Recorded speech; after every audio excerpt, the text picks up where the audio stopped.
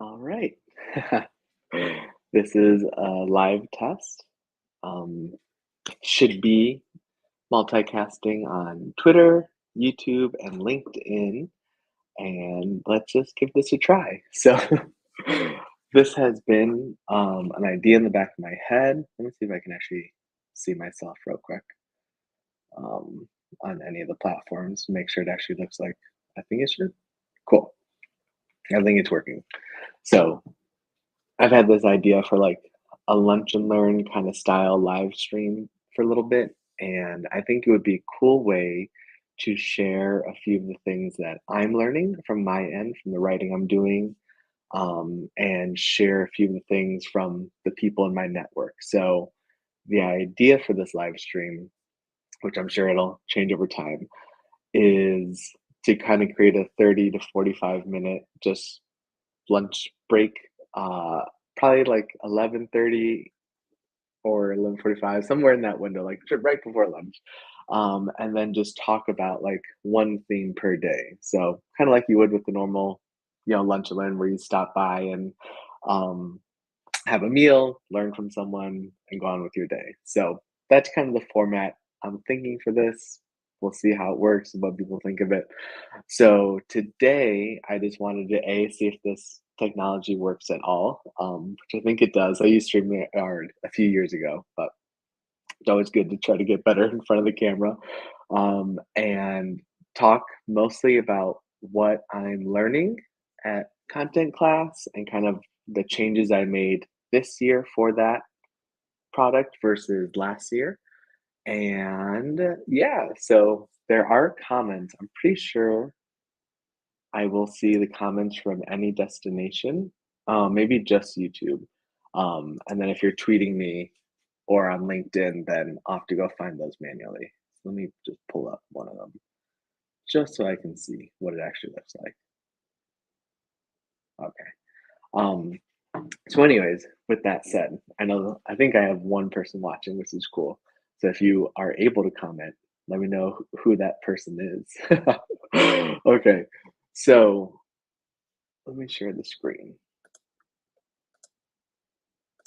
Yeah, I'll do it like that. Okay. So last year I had this idea for kind of like what if content creators had a mini version of a Forrester or a Gartner, right? So these companies are known for industry research. They stay ahead of the trends. They kind of get into the weeds and then pull out information for other companies to use and implement.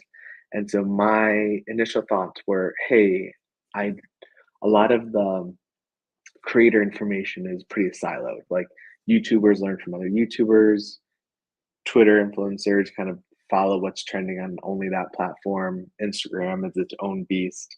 Um, but there are these principles that carry across every platform. Wouldn't it be cool if someone took the time to understand what these are and then share those in some kind of way with other creators? And so that was kind of the precipice of this idea. What if we could create something like that that people can come to implement on whatever platform they're using? Obviously, being so broad and generic has its own challenges, but I think like the core idea is pretty cool. All right. So, what the first version of that? What came of it? Let's see if I. It's a little small when I do that. Let me go back. Okay, so the first version of that was this. So, a weekly newsletter called Class Notes, where I would break down some trend or a big idea and then show the numbers behind how it worked. So, let me go to one of the cool ones. So, yeah, so like one of the very first ones that we talked about was this guy. Let me make it bigger, see if that's easier to see. Okay, so one of the first ones we talked about was how many active users are on a platform versus how many people are creating content. Because a lot of platforms measure active users as simply someone who logs onto the platform one time per month. And if a store, like if a bakery or something, measured their active customers as someone who just came in the door and didn't buy anything and then left, that's not a great business, right? So what's more interesting is how many people are coming and contributing to the platforms they're a part of. I think that's really interesting. And so that was a number I wanted to see how much information I could find. And so, with a little math and a little creativity, this is roughly a better representation of not just how many users are on each one of these platforms, but how many creators are there. And so you can see, you know, like the scale of creation happening on TikTok and Instagram is just massive, exponentially higher than some of the other platforms. And that can be like a real reason why growth can come so easily when you're creating on the right platform at the right time. So that was like, one example of something that if you take a bird's eye view, you can kind of understand the layout a little better.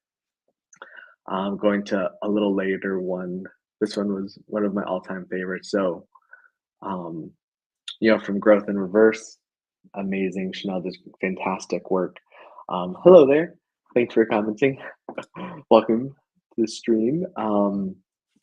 I love the work that she does, and I think like it was hard for people to see the bird's eye view. Okay, we have all of these successful newsletters, all of these people making strides, but where are the common thread? Like, what can I understand better because of all this information? So, like, conducting a really basic meta analysis. How long did it take people to get to the goals that they're after? And so you can see in this edition, we broke down, I think it was 18 total newsletters, and then just looked at time wise, how long did it take them to go from 0 to 50K? And what we found was that number was around 18 to 24 months. And then, furthermore, because Chanel does great work, we wrote in this edition what mechanisms did they use to get there. Most often that was paid ads, but not always. It depends. When you were faster on that spectrum, a lot more paid activity. When you were a little slower, a lot more organic growth. But there were also pros and cons to that. So I thought that was another really cool thing. Oh, nice. Thanks so much. It's such a joy to write. So I'm glad for people like you who actually enjoy it too. Thank you for that. You should comment if you have a favorite edition or issue, so I can kind of talk about my thoughts behind why that was an interesting one to create.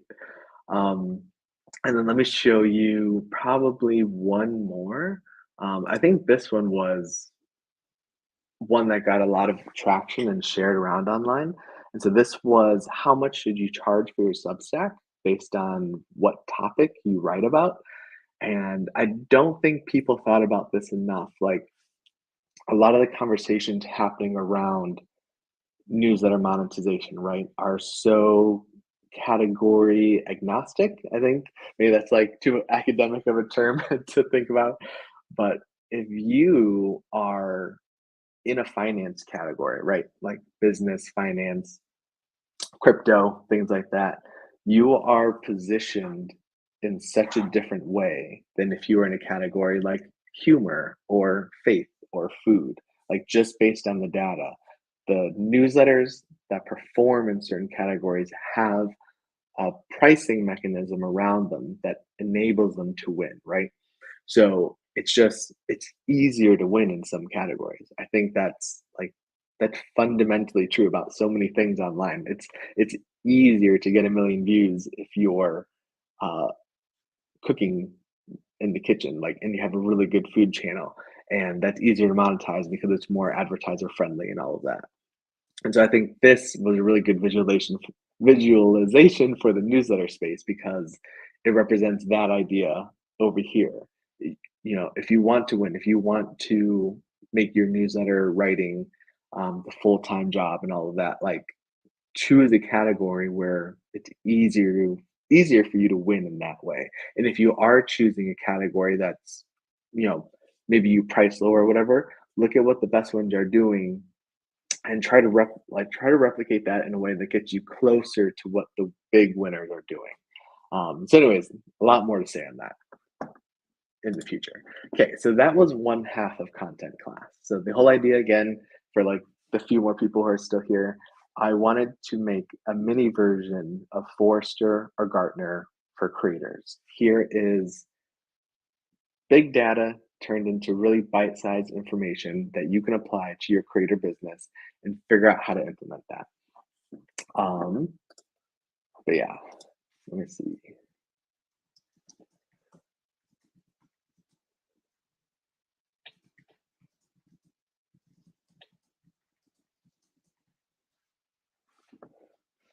Cool. So the other half of this was reports.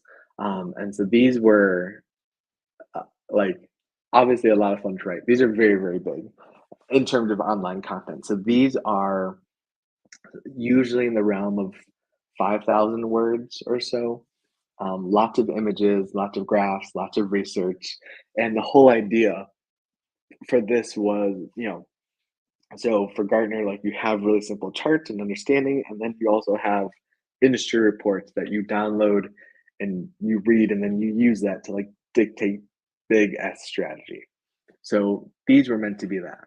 So the first one we talked about was um, I call it the rising finance phenomenon, and it's about poverty finance. And so there's this like when you look at the SEO numbers, right? Because you can see big websites, what kind of traffic they're getting, where they're getting it from, and then you can see the ebbs and flows.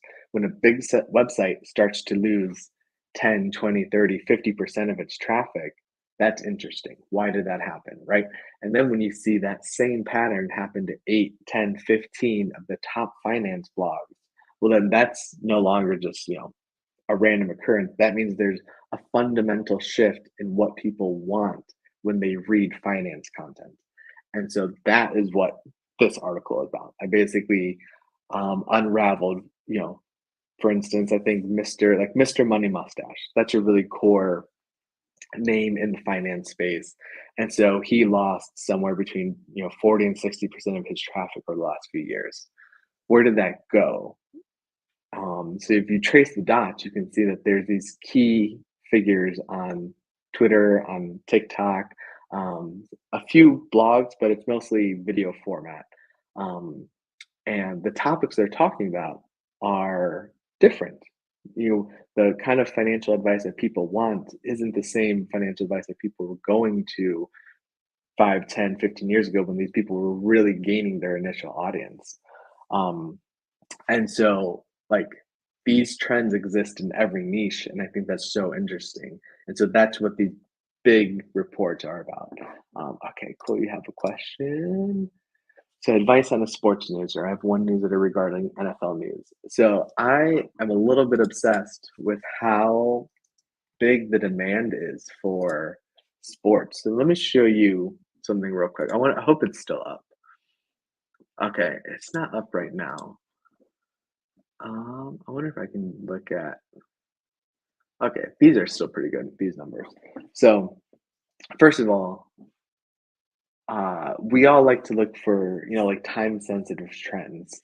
And one of the things I've learned while doing this research and writing for a bunch of other companies is how important timing is and the seasonality of trends, right? And as I've done this, I've butted up against some really cool trends. Holidays are obviously something that completely shift buying patterns, completely shift consumption patterns. And so, if you can position yourself around certain holidays, certain times of the years, you can really win big. And then I have a few friends who write about sports, and when I stumble upon like the numbers, they're just insane. The scale of attention that shifts when it's football season or basketball season.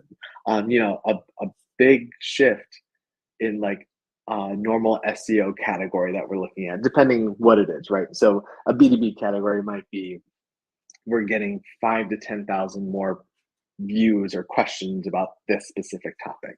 And then maybe if it's a B2C category, it's 100,000. It's 100,000 wave of attention being flown to this direction. And then when you look at sports, like those numbers are laughable. Like this, these numbers right here that you see on the screen, this is from Google Trends, and so it shows the trending searches in the last 24 hours or so, and uh, if you look at these on a Saturday or Sunday, all of these are millions in the millions. So, you know, the what team is playing who might get 5 million searches. A specific name of a quarterback or another player might get 1 or 2 million. Like, it's just massive amounts of attention flowing so quickly in this area. So, um, for the sports news and for NFL news, I think there's a few things like a few ways I would think of it because I have another friend who's in the same space. Um, I would get I think specificity is always an advantage when you're small because you can use that. I think what Nathan Barry calls the wedge method, right? So, like, imagine there's a really hard stone or brick wall, right? And you're pounding against it with everything you can offer. And it can't penetrate because it's not fine enough, right? So if you build a wedge, something really sharp and narrow, and now you're not beating against that wall, you're just cutting a slice so you can break through. And that's how you get the initial attention. That's how you get the momentum you need, right? So if I was doing an NFL news thing, right? So I would probably either focus on a single team or a single oh gosh, I'm not a sports guy, so I'm gonna miss the like a single type, like playing position. So, quarterbacks are really big, but what if you only talked about like replacements who sit on the bench and then, which bench people are gonna get to play this week or a very specific like something, right? So I think even the team, when you're talking about one team, even that can be a little broad. I would get so narrow that it's kind of silly at first. Um, I can try to think of, for one of my interests is like sports, so IMSA racing and Formula One. Um, you know, a newsletter that follows a specific team is obviously really interesting. A newsletter that only talked about tire conditions and the people who change tires and tire manufacturers, that's interesting because that's so specific. It feels out of the loop. Um, yeah, try narrowing it down to one team. I think that's gonna be a really good start. And then even from there, like, what is your unfair advantage or your unfair interest in that space?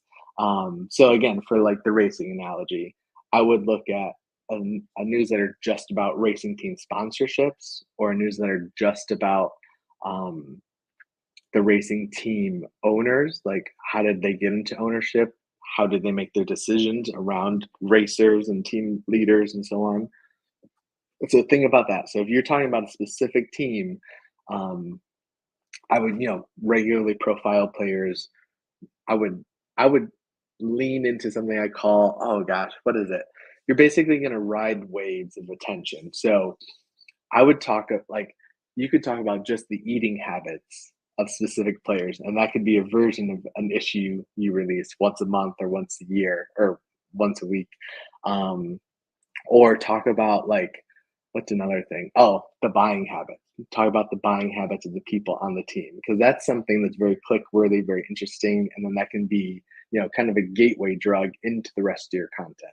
So I think there's a lot of different paths you can go, but go specific. Feel free to link to your um, newsletter in the X thread or on here, just so like we can talk about it and then I can show it off sometime. I think that'd be cool. So, okay, getting back to the content class. So there was two halves to it: the class notes, weekly newsletters, and then these long form reports. So I wrote a few of them. These were like I I've worked, I feel like a lot of the people who follow me have either worked with me in some way or have had a real in-person conversation with me. Hopefully, I have tried to be like an open book with a lot of people. And what I would hope is that a lot of them have seen me as like a humble creator person. Um, I don't like to toot my own horn because there's so many amazing people on these platforms. Like, why are you going to try to show off like that?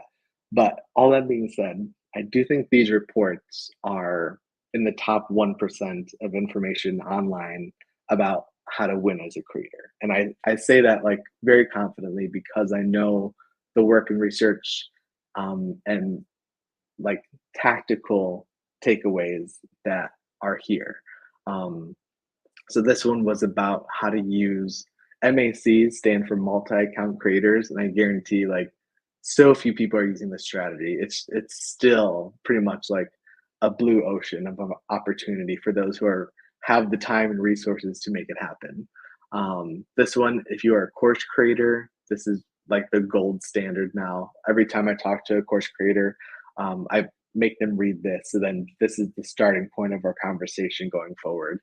Um, and then this one, like obviously I pull up Google Trends all the time, and just knowing how to read it properly is such a skill.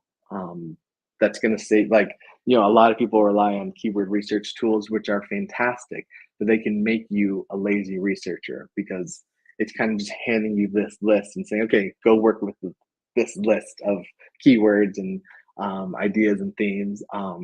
But like the gold is when you know how to manipulate that information and then go one layer deeper and find what you're actually looking for so that you can stand apart from all the noise that is online. Um, which is what I'm trying to do with this live stuff, for better or worse. Okay. So the idea behind this was to replicate, what Forrester and Gartner do. And then I played with so many different pricing models. So this is where I'll wrap up, and then we'll talk about where I'd like to go the rest of the week with this kind of content. And then, for the people who will see this later, if you're jumping around in the stream, like feel free to comment on whatever platform you ended up seeing this on, and tell me what other topics you'd like to see because I think everyone has questions. That's one of the things. Like so many people have questions that they just don't get answered, because you either like do a Google search or you're in a community that isn't exactly aligned with like answering that question properly. Um, but like you can get these live streams are meant to give you a place to ask those kind of questions and get a good answer. And then also, I am very much in favor of like just hiring an expert. Like find someone who knows that question better than you do, pay them their hourly fee, and get a face to face and get your answer because that will save you so much time and money in the long run. So, all that being said, there were a few ways I tried to monetize content class. Um, First, with like a sort of high ticket monthly subscription. Um, I wanted it to position it as like a premium newsletter with lots of publications, monthly reports, weekly versions of the free newsletter, and all these other assets that were coming around it. And like that one just didn't land well, even though I probably had like 800 or 900 subscribers at the time. And that one just didn't land as well as I hoped it would. So then I kind of scrapped the idea, went back to the drawing board, and thought, okay, what if we just do, let's shrink it. What if we do um, like use all of the content as a free lead gen, the newsletters and the reports, and then lead that up into a high ticket course or a high ticket coaching or a cohort course, something like that. That was like that got more interaction, but I still don't think the people were ready to buy. And also, like, I have a love-hate relationship with, you know, just the whole launch cycle. I think there's obviously pros and cons to it, but I don't love always being on this cycle of, because there's some people who are ready to buy right away and then they have to wait 6 months until you run the cohort again, or vice versa. Like you had people who were interested, and now by the time the cohort is open, they have so many other priorities, so it doesn't work. And really, at the end of the day, I just wanted to write interesting stuff. That was the goal of content class. That is like why I crafted it the way I did. And so this year, the way I'm trying to monetize it, let me pull it up, is like the experiment of what if it was just kind of monetized like a book? Let me make it big. So, what if I made this with ChatGPT. So that's right. The spelling isn't always fantastic, but I think the cover is actually pretty cool. So the whole idea here is, what if instead of trying to follow the same pace and structure of the newsletter industry right now, of a weekly cadence, all free content, monetized through advertisers, just kind of burn and churn as much content as you can. If you have a daily newsletter, you can charge more for advertisers, get more advertisers, all that jazz. Um, what if I went the opposite direction? What if conversion rates and percentages weren't on my radar at all? What if everything I wrote was behind a paywall, kind of like the information.com, which does amazing work, and has such a respect. I think part of that is because they don't play the game by the same rules. And so I wanted to see, can I make something like that work for my content? What if I wrote less this year, but made it like kind of aligned it with exactly what my people wanted, charged a really low rate in terms of digital products, right? $20 for the entire year. So $2 a month in terms of if you were like doing a normal monthly subscription price like that. And then added the kind of benefits that people do on a Patreon or so on. So what if it wasn't just, hey, here's this thing I wrote, and then I'm never going to talk to you again. But I brought in this interactive element where, okay, now, how often when you read a book would you kill for access to the author to ask them a follow up question about what they wrote? Like, I know I think about that all the time. So, what if I just built that into what content class could be? So, it's still going to be this kind of high level view of what's working in this space across platforms in terms of monetization and strategy and trend chasing. Um, but then, let's make it really applicable for right now. So usually when you read a tactical book and you buy it off Amazon, it's out of commission by the time it gets delivered to your home because the things move so fast. So what if you had a book or a resource that moved as quickly um, as the internet does, but it doesn't rely on the same monetization and just kind of blind speed that newsletters have to because have they need to satisfy advertisers. So I feel like it makes a lot of sense in my head. I don't know if it makes as much sense coming out of my mouth as it did in my head.